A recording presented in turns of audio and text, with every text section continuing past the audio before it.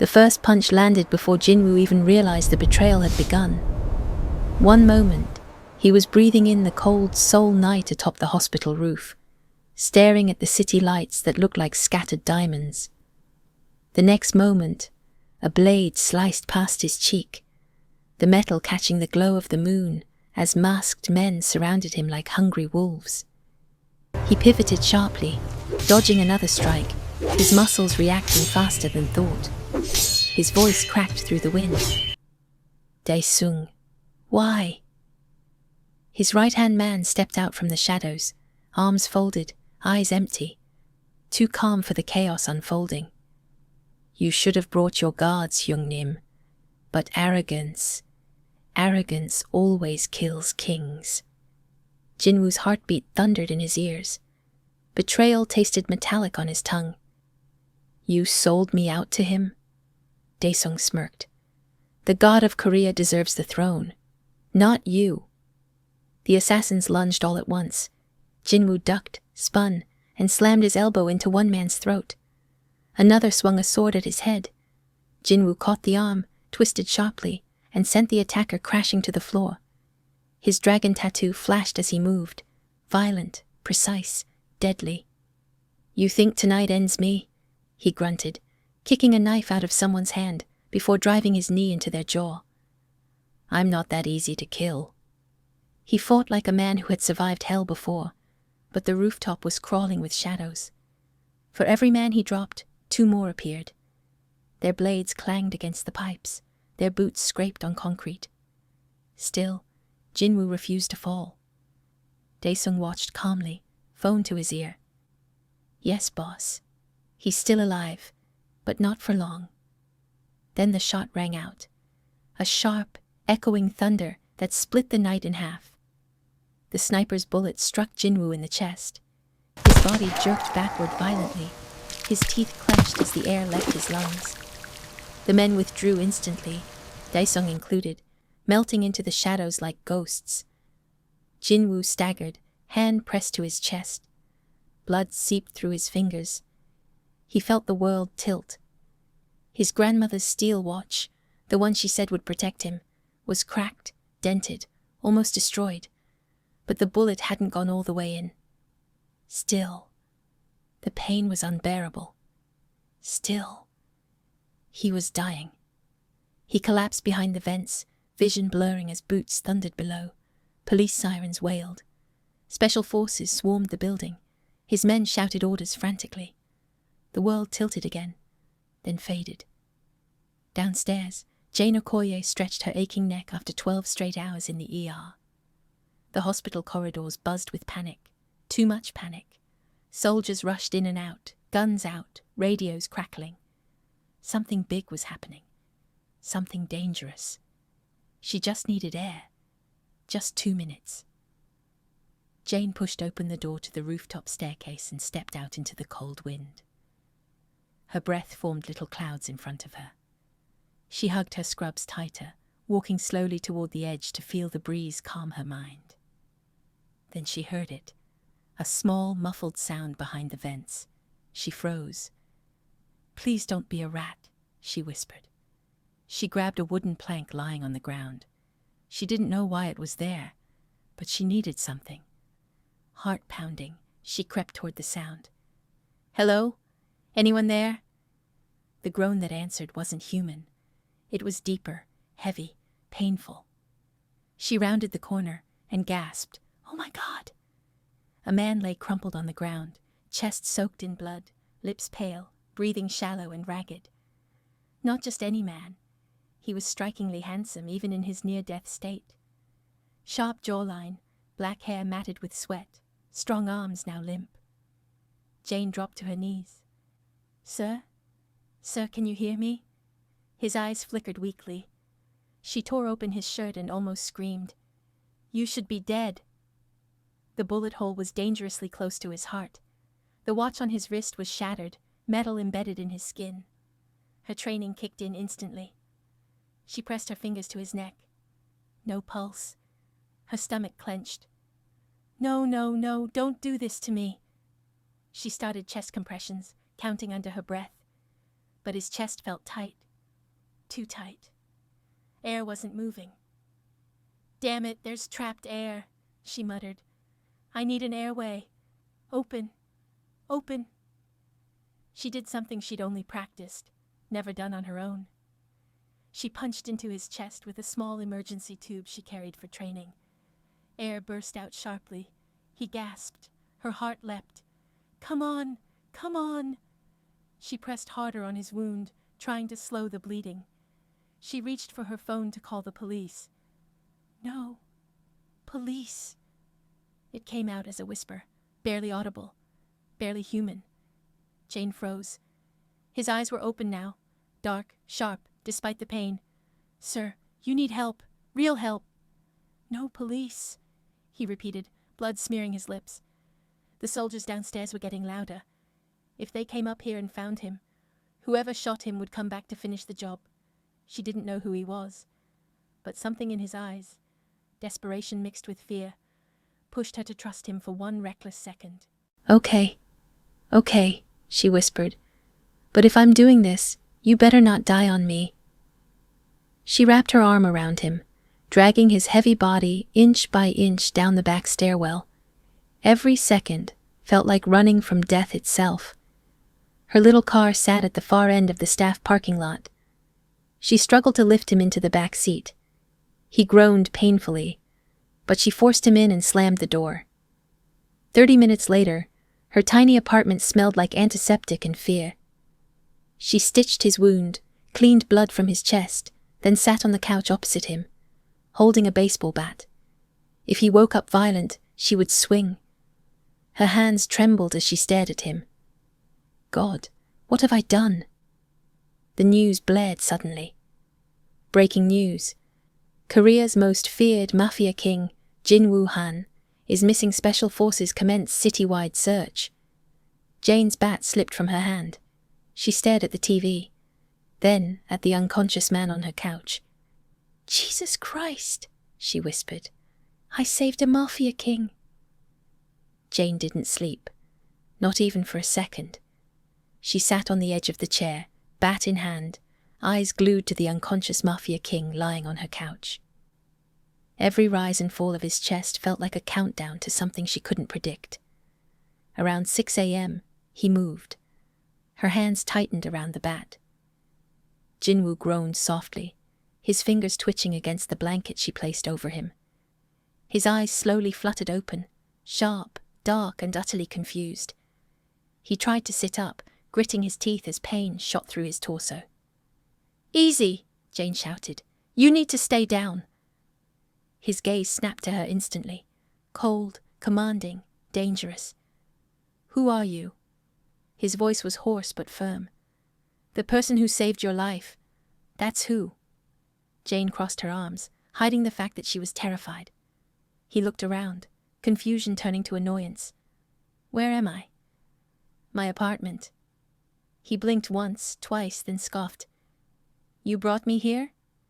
"Yes, because you said no police, and also because your chest was basically collapsing." He ignored the explanation. "You shouldn't have brought me anywhere." "Wow," she muttered.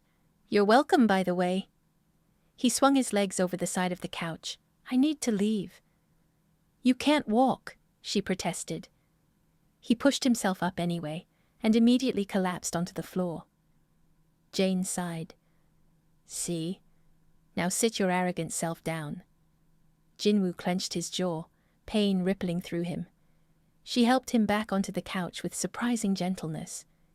He watched her, eyes narrowed, studying her as if trying to decode her intentions. "You're not afraid of me?" he finally asked. "Oh, I'm absolutely terrified," she said honestly. "But that doesn't mean I'll let you bleed all over my rug."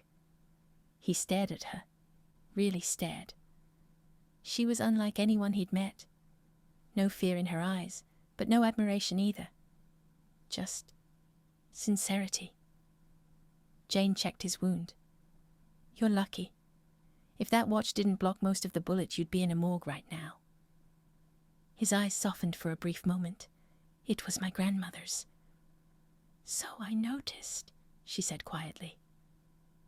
Before anything else could pass between them, Jinwoo's phone buzzed on the floor. Jane reached for it, but he snatched it first, wincing from the sudden movement. Multiple missed calls. All from Daesung. His expression darkened, Jane noticed. Is that the person who betrayed you? He froze, then slowly looked up at her. You know too much already. I know enough to understand you're in danger, Jane said, and that someone wants you dead. Jinwoo looked conflicted. Pain flickered across his face. Physical, emotional, both. Daesung was like a brother to me. And brothers can betray, she said softly. Family doesn't prevent betrayal. Sometimes it motivates it. He didn't respond. His eyes fell to the floor, a shadow passing through them. Jane recognized the look. Grief with no tears. You trusted him, she said. I get it. No, Jinwoo whispered. I trusted no one. Not since my mother died. Jane's breath hitched. I'm sorry. He didn't answer, but something silent passed between them, an acknowledgement, an understanding neither expected. Hours went by. Jinwoo's breathing steadied, his strength slowly returning. Jane made soup, and the entire apartment filled with warm spices. She carried a bowl to him. Eat. I don't eat strange food. He pushed it away. Then starve, she shrugged. He blinked, surprised. No one ever spoke to him like that. Ever. She turned away to eat her portion, and after a minute, he reached for the bowl and took a spoonful. His eyebrows raised. It's good. Jane grinned. Thank you, Mr. Mafia King. It's Jinwoo, he muttered. Okay, Jinwoo. He glanced at her from the corner of his eye. You're strange. And you're dramatic, she shot back. The faintest hint of a smile tugged at his lips, quick, almost invisible. Later that afternoon, Jane stepped onto her balcony for air. Jinwoo watched her through the sliding door, noticing how she rubbed her arms against the cold breeze. She shivered slightly, unaware he was watching. He shifted on the couch, feeling something warm twist inside him. Something unfamiliar. Protectiveness. She came back in and caught him staring. What? He looked away quickly. Nothing. She frowned but let it go. He checked his phone again. Messages from unnamed numbers. A warning. A threat. He swallowed hard. Jane, he said quietly, though the name felt strange in his mouth. You shouldn't be near me. It's a bit late for that, don't you think, she said. You already bled on my couch. I'm serious, he snapped. The people hunting me, they won't hesitate to kill you. Jane crossed her arms. And what do you expect me to do? Throw you back into the streets? Yes. She stepped closer, anger blazing in her chest. You were dying. You begged me not to call the police. I saved your life. And now you want me to just abandon you? Jinwoo held her gaze, silent, conflicted, frustrated. Every emotion he hadn't allowed himself to feel in years crashed inside him. I didn't ask to be saved, he whispered. Jane shook her head slowly. But you were. And that means whether you like it or not, your life is connected to mine now. Jinwoo looked away, jaw tight. Night came. Jane covered him with a blanket. He pretended to sleep, but his mind was tormenting him. Why was this woman getting under his skin? Why did her touch feel different? Why did her voice calm him?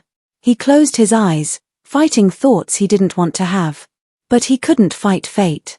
At 3 a.m., a window shattered downstairs. Jane jolted awake. Jinwoo's eyes opened instantly, predator sharp. Dark figures entered the apartment silently. Jinwoo whispered, "Stay behind me." Jane's heart pounded as 3 masked men stepped into the living room. They didn't speak. They didn't threaten. They were here for one thing. To finish the job. Jinwoo grabbed a knife from the kitchen counter, ignoring the pain, and moved like a wounded tiger ready to kill or be killed. Jane clutched his arm. Jinwoo, you can't fight. I don't have a choice. The men stepped closer. Jane trembled. Jinwoo growled under his breath. Then one of the masked men spoke into his radio. She's here. Target found. Bring her. Jinwoo's blood ran cold. Jane, run. But it was too late. One of the men lunged forward and the room erupted into screams. Jane's scream tore through the sky as Minute J's body disappeared into the roaring ocean. She dropped to her knees, arms trembling, watching the crimson mist in the air fade into nothing. The god of Korea stood proudly behind her, lips curved into a wicked smile as his men lowered their smoking rifles. "You see," he said coldly, "love is a weakness. One he paid for." But Jane didn't hear him. Her ears rang, her heart pounded violently, and her breath broke in sharp gasps. The world spun as she stared at the ocean, praying he would resurface. "No, no, please," she whispered, her voice cracking. But the waves kept thrashing the steel walls of the fortress, mocking her hope. The god of Korea grabbed her arm harshly. "You're coming with me. The woman who softened the dragon's heart. You'll be useful." At that moment, something snapped inside her. The fear evaporated. The despair burned into anger. She jerked her arm free and slapped his hand away. "Don't touch me." The guards raised their rifles, but the god of Korea lifted a finger. "Let her be. She's broken. She can't do anything now." But Jane wasn't broken. She was rising from the ashes. Hours later, she found herself locked in a steel-barred room at the lower level of the fortress. The sound of the ocean echoed through the walls. She curled into a corner, her body shaking, but her mind refusing to stop replaying Minute J's final words. "I love you. My forever." She cried until her throat was raw. But even in her tears, something kept whispering, "If I didn't see his body, I won't believe he's gone." Minute J doesn't die that easily. She knew him. That man survived bullets, betrayal, and an assassination attempt. He survived a sniper shot that should have ended him. He survived a life that wanted him dead before he turned 10. If anyone can survive an ocean hit, it's him. Meanwhile, deep in the ocean waves, Minute J's unconscious body sank slowly until a shadowy shape cut through the waters like a blade. A small black submarine emerged beneath him, robotic arms pulling him in. Inside, masked medics rushed to his body, ripping his soaked shirt open. Pulse faint. "He's alive," one yelled. "Move. Chairman is waiting." The submarine sped into a hidden underwater tunnel leading to a private bunker known only to one man, Minute J's true ally. When Minute J finally regained consciousness, the world was a blur. White lights. Tubes in his arm. The faint smell of disinfectant. He blinked until the room came into focus and froze. Beside his bed stood a tall Korean man with silver hair, eyes sharp like a hawk's. "Uncle." Minute J whispered. "Yes," the man said. "You stubborn child. I told you that boy, your so-called right hand, was never to be trusted." Minute J tried to sit up, wincing in pain.